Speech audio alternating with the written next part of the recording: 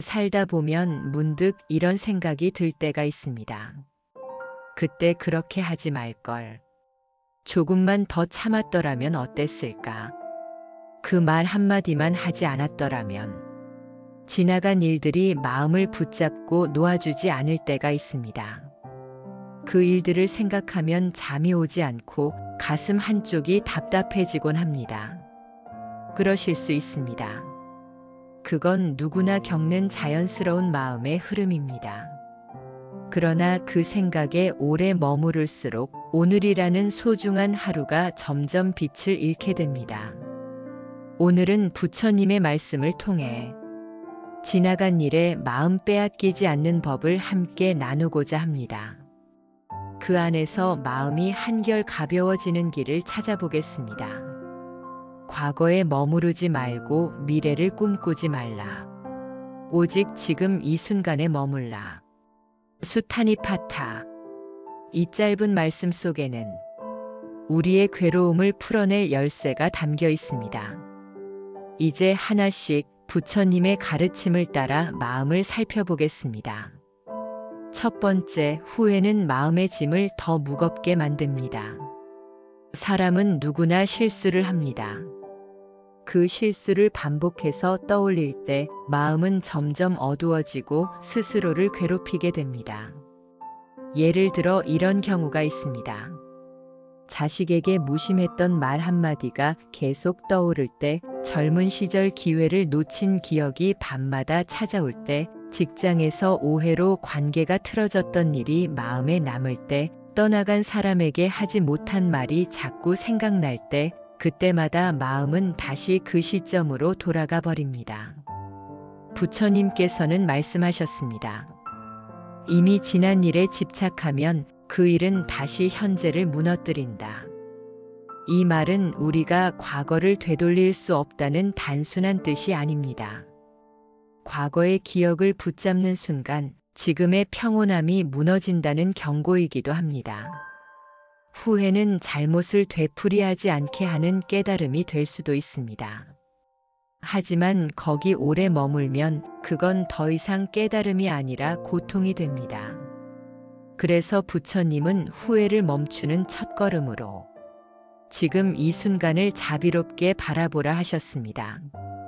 오늘의 나를 탓하기보다 그때의 나도 최선을 다했다고 인정하십시오. 그때는 그럴 수밖에 없었다는 이해가 생길 때 비로소 마음은 조금씩 가벼워집니다. 실천 방법은 어렵지 않습니다. 잠들기 전 거울을 보며 이렇게 속삭이십시오. 그때의 나 수고 많았다. 이제 괜찮다. 그 한마디가 마음의 문을 열어줍니다. 두 번째, 과거는 배움으로 남기고 흘려보내야 합니다. 우리는 흔히 잊어야 한다고 말합니다. 하지만 부처님은 단순히 잊는 것이 아니라 배우고 놓아야 한다고 하셨습니다. 지나간 일은 배우되 그에 매이지 말라. 법구경. 이 말은 지혜로운 태도를 가르칩니다. 과거는 지워야 할 것이 아니라 배움의 거울입니다. 예를 들어 친구와의 다툼이 있었다면 그 다툼 속에서 내 말투나 마음가짐을 돌아보는 계기로 삼으십시오.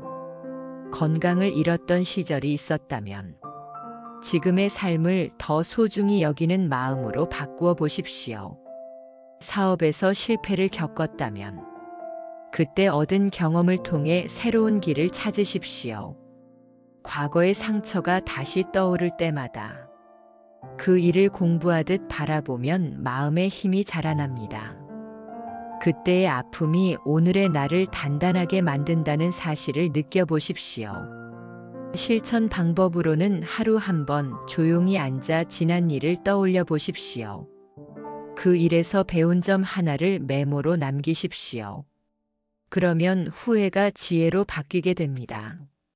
세 번째, 마음을 현재에 머물게 하는 연습을 하십시오. 지나간 일을 내려놓는 가장 좋은 방법은 지금 이 순간에 집중하는 것입니다. 우리가 밥을 먹을 때도 걷는 순간에도 생각은 자꾸 과거로 흘러갑니다. 그럴 때마다 부처님은 이렇게 말씀하셨습니다. 마음이 어디에 있느냐가 곧 삶의 자리다. 마음이 과거에 머물면 삶도 그곳에 갇힙니다. 하지만 지금 이 순간에 머무르면 삶은 새로워지고 평온해집니다. 예를 들어 식사를 할 때 과거의 일로 마음이 복잡하다면 눈앞의 음식에 집중해 보십시오.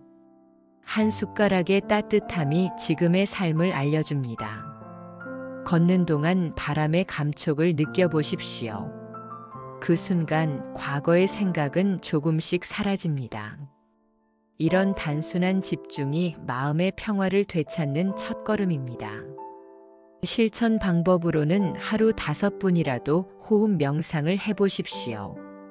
숨이 들어오고 나가는 것에 집중하며 지금 나는 숨을 쉬고 있다는 사실만 바라보십시오.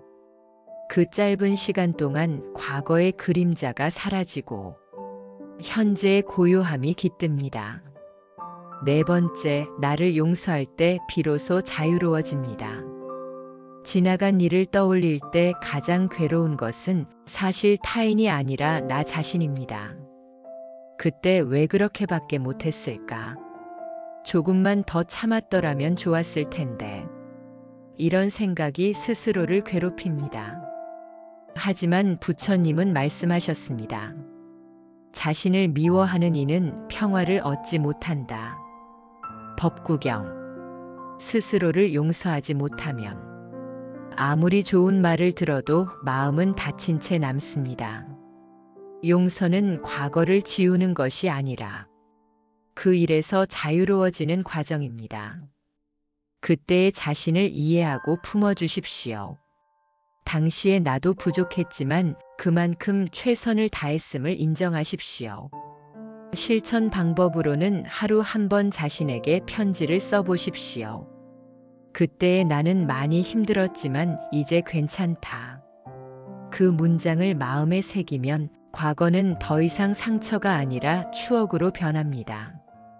5번째, 지나간 인연에 대한 미련을 내려놓으십시오. 삶의 많은 괴로움은 인연의 끝을 받아들이지 못해서 생깁니다. 사람이든 일상이든 모든 인연은 언젠가 흘러갑니다. 부처님께서는 이렇게 말씀하셨습니다. 모든 것은 인연 따라 생기고 인연 따라 사라진다. 중화함경. 이 말씀은 세상의 모든 관계가 변한다는 진리를 일깨워줍니다. 그 사실을 인정할 때 마음의 슬픔이 조금씩 가라앉습니다.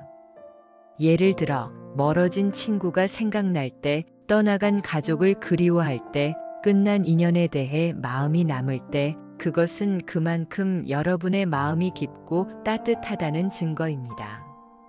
그러나 그 인연에 머물러 있으면 새로운 인연이 들어올 자리가 사라집니다.